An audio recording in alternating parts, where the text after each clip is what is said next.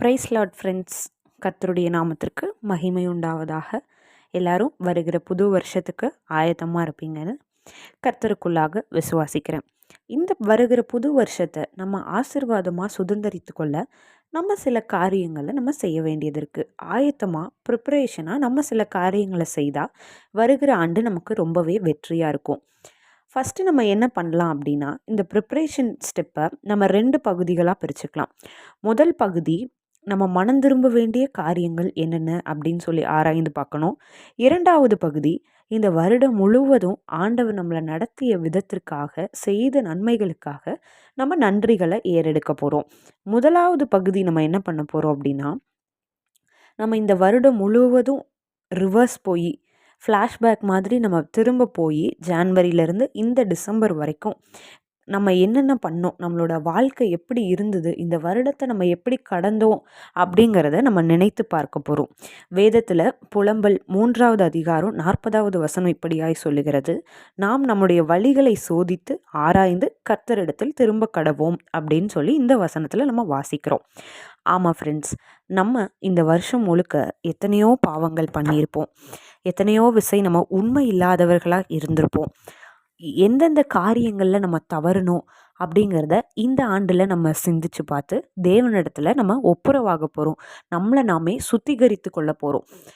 நீங்கள் என்ன பண்ணுங்கன்னா, முதலாவது ஒரு இடத்த ஃபிக்ஸ் பண்ணி, ஒரு நேரத்தையும் ஃபிக்ஸ் பண்ணி, ஒரு அரை மணி நேரம் அல்லது ஒரு மணி நேரம் எடுத்து எந்தெந்த காரியங்களில் நம்ம எப்படி இருந்தோம் அப்படின்னு நம்மளை நாமளே நிதானித்து பார்க்க போகிறோம். உங்களை நீங்களே நிதானித்து பாருங்கள். ஒரு 5 வகையாக உங்களை நீங்களே நிதானித்து பாருங்கள். உங்களோட முதலாவது உங்களோட ஆவிக்குரிய வாழ்க்கை எப்படி இருந்துச்சு, உங்களுக்கும் ஆண்டவருக்குமான உறவு எப்படி இருந்துச்சு, அதில் ப்ரோஸ் என்னென்ன, கான்ஸ் என்னென்ன, அட்வான்டேஜ் என்னென்ன, டிஸ்அட்வான்டேஜ் என்ன, ப்ளஸ் பாயிண்ட்ஸ் என்னென்ன, மைனஸ் பாயிண்ட்ஸ் என்னென்ன, பாசிட்டிவ் என்ன, நெகட்டிவ் என்ன அப்படின்னு அந்த மாதிரி உங்களை நீங்களே ஆராய்ந்து பாருங்கள்.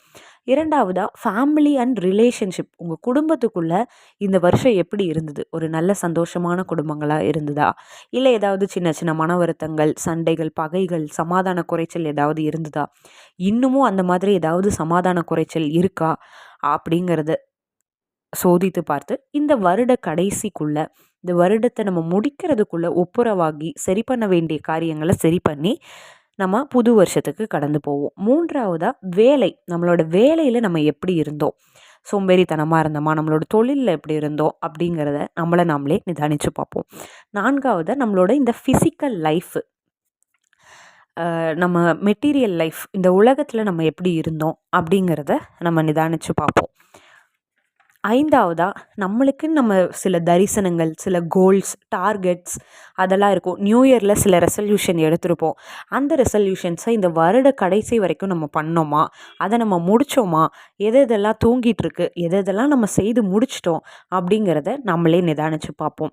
6வதா பொருளாதார காரியத்தில் நம்ம வாழ்க்கை எப்படி இருந்தது, இந்த வருடம் முழுக்க நம்ம எப்படி கடந்து வந்தோன்றதை நம்ம சோதித்து பார்ப்போம்.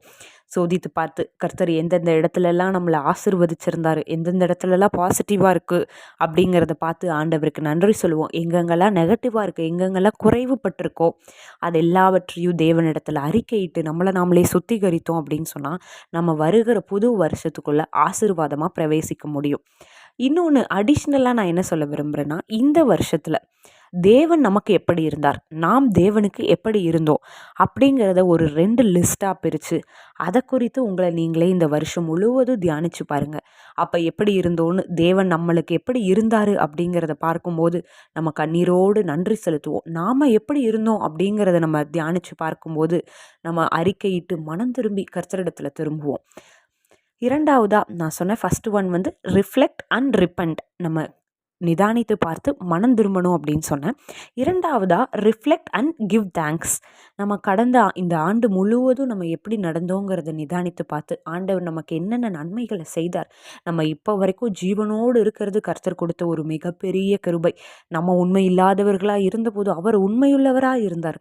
நம்ம இத்தனை பாவம் பண்ணி நம்மளை மன்னித்து நம்ம மீண்டுமாய் நம்ம கூப்பிடும்போதெல்லாம் நம்மளுக்கு பதில் கொடுத்து இன்னுமாய் நம்மளை பாதுகாத்து பராமரித்து வருகிற தேவனுக்கு நம்ம நன்றி செலுத்துவோம்.